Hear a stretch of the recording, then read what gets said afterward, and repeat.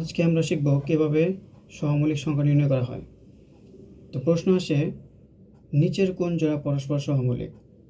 তো আমাদের দেখতে হবে কোন জোড়ার মধ্যে কমন ফ্যাক্টর বা সাধারণ গুণনীয়ক নেই।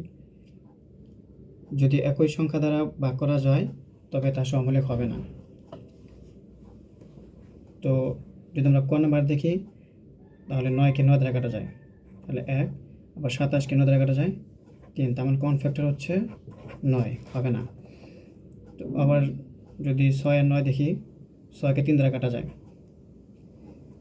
2, আবার 9কে 3 দ্বারা কাটা যায় 3, তার মানে এখানে কমন ফ্যাক্টর 3, তো এটাও হবে না। গ নাম্বার যদি দেখি 8 আর 12, 8কে 4 দ্বারা কাটা যায় 2, আবার 12কে 4 দ্বারা কাটা যায় 3, তার মানে হচ্ছে এখানে কমন ফ্যাক্টর 4। তো গ নাম্বার যদি দেখি এখানে কোনো সংখ্যা দ্বারা কাটা যায় না বা তাদের মধ্যে কোনো কমন ফ্যাক্টর নাই, সো এটা হচ্ছে অ্যান্সার।